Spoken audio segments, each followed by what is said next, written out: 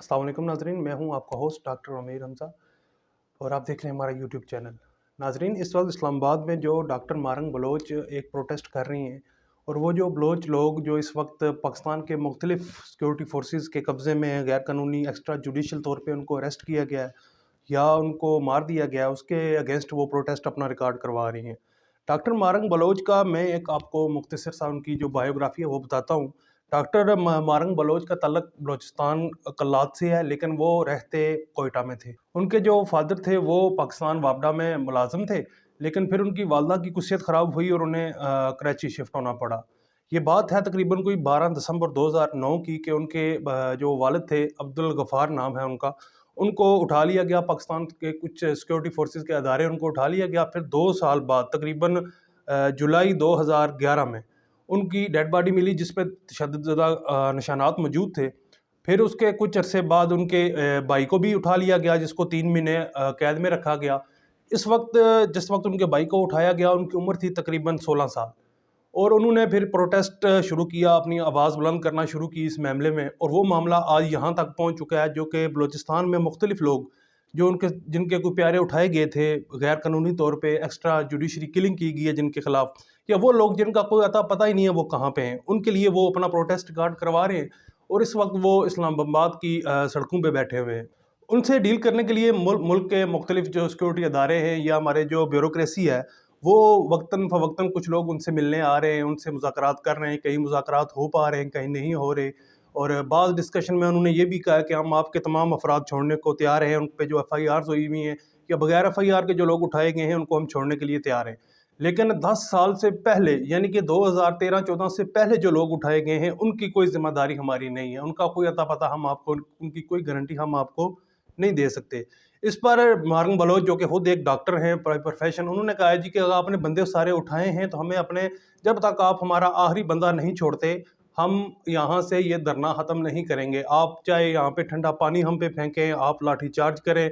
फिर उनसे अजीब व गरीब डिमांड्स की जा रही हैं, आप अपने मेल्स को लेके आएँ, हम उनसे बात करेंगे। औरतों को, बच्चों को, चंद माह के बच्चे हैं, उनको अरेस्ट किया जा रहा है, उन पे FIRें काटी जा रही हैं। डॉक्टर मारंग बलोच का ऑन मीडिया, ऑन कैमरा ये बयान मौजूद है कि मैं जो खुद स्ट्राइक को लीड कर रही हूँ, आप मुझसे बात करें, क्या डिमांड है, आप क्यों उठा रहे हैं, जो बात करनी है मुझसे करें, मैं यहाँ पे सामने मौजूद हूँ। और इसी के साथ साथ जो हमारा मीडिया है, जो इस वक्त तकरीबन मीडिया के नाम पे बहुत बड़ा दब्बा बन के रह चुका है। सिर्फ वो जो हमारा राइट विंग है उसकी वो प्रमोशन कर रहा है, वही चीज़ें दिखा रहा है जो राइट विंग उनको दिखाने के लिए कह रहा है। पिछले दिनों पाकिस्तान की एक बड़ी मशहूर एंकर पर्सन और सहाफ़ी हैं गरीदा फ़ारूकी, जो अपना प्रोग्राम भी करती हैं, वो उन्होंने टाइम लिया डॉक्टर मारंग बलोच से और उनका इंटरव्यू लेने के लिए वो वहाँ पे पहुँच गई। वो उस इंटरव्यू में, देखें, सहाफ़त का एक असूल होता है कि अगर आपका कोई मेहमान है, आप उससे सवाल करते हैं, वो सवाल उसको नागवार गुजर रहा है या वो उसको आंसर नहीं करना चाह रहा, आपका इतना तजर्बा है, आपको खुद ही महसूस हो जाता है कि ये सवाल मेरे जो मेहमान हैं इन पे नागवार गुजर रहा है। देखने वालों ने देख लिया कि ये बंदा इस सवाल को एड्रेस नहीं करना चाह रहा, वो समझने वाले अवाम खुद समझदार है, समझ जाती है। लेकिन वो एक ही सवाल पे बार बार उनको मजबूर कर रही थी कि आप बलूचिस्तान में जो इस वक्त टेररिस्ट ऑर्गेनाइजेशंस हैं उनकी मजम्मत कर दें। डॉक्टर मारंग बलोच, अब मजम्मत का जो लफ्ज़ है ना, ये बड़ा पॉलिटिकल लफ्ज़ है कि मैं जी इस वाक़े की मजम्मत कर देता हूँ, बस बात ख़त्म।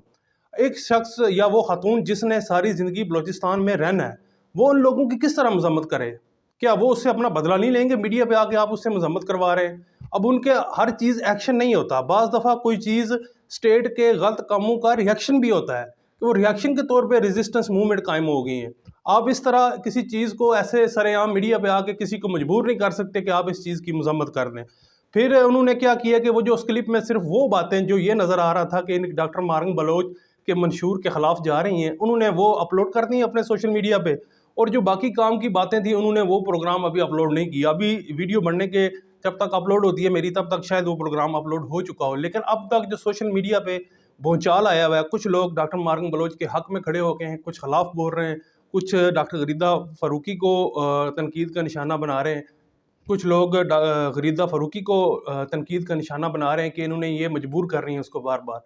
वो बजाय इसके कि वो उनसे पूछें कि आप यहाँ पे क्यों आए हैं, आपकी क्या डिमांड है, आप क्या चाहती हैं, अदारों ने अब तक आपको क्या रिस्पांस दिया है, वो एक ही चीज़ पे उस वीडियो बयान में अटकी हुई हैं कि बताएं कि आप क्या उन इदारों को, उन ऑर्गेनाइजेशंस को मजम्मत करती हैं कि नहीं करती।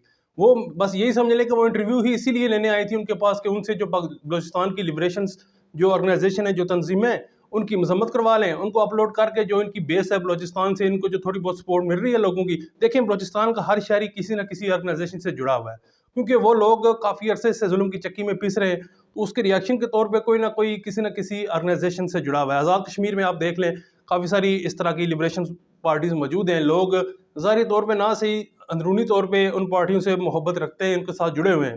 میرے خیال میں غریدہ فاروقی کو ایسا بیان نہیں لینا چاہیے تھا، ان سے ایک بار سوال کرنا چاہیے تھا. اگر وہ جواب دیتی ہیں تو ویل اینڈ گڈ، نہیں دیتی تو ان کو وہ ختم کر دینا چاہیے تھا، اپنے اگلے سوال پہ چلا جانا چاہیے تھا. ابھی ریسنٹلی سیاست.pk پہ انہوں نے ڈاکٹر مارنگ بلوچ نے ایک انٹرویو دیا. وہ انٹرویو دیتے ہوئے ان کی آنکھیں نم تھیں. مجھے بڑا دکھ، بڑا افسوس ہو رہا تھا کہ یہ کیا حرکت کی جا رہی ہے ہمارے میڈیا سے، بجائے اس کے وہ اپنی ماؤں بہنوں کی کے حق میں کھڑے ہوں، ان کی سپورٹ کریں، الٹا ان کی ہی ٹانگیں کھینچ رہے ہیں، ان کو ہی بگا رہے ہیں. بھائی آپ پوچھو نا میڈیا جا کے گورنمنٹ سے، آپ پوچھیں نا ان اداروں سے جو ذمہ دار ہیں، آپ نے کیوں اٹھایا ان لوگوں کو؟ کوئی وجہ ہے، کوئی جرم ہے، کوئی ایف آئی آر ہے؟ وہ ایف آئی آر دینے والا کون ہے؟ خود ہی وہ ایف آئی آر اپنے نام سے درج کرتے ہیں، خود ہی ایکسٹرا جوڈیشل لوگوں کو اٹھاتے ہیں. ڈاکٹر مارنگ بلوچ کے باپ کو اٹھایا گیا، کوئی ایف آئی آر نہیں تھی. بعد میں ایک من گڑت ایف آئی آر بنا لی گئی. اگر ایف آئی آر بن بھی گئی، مارنے کا تو حق کسی ادارے کے پاس نہیں ہے. آپ کسی کو ایکسٹرا جوڈیشل نہیں قتل کر سکتے.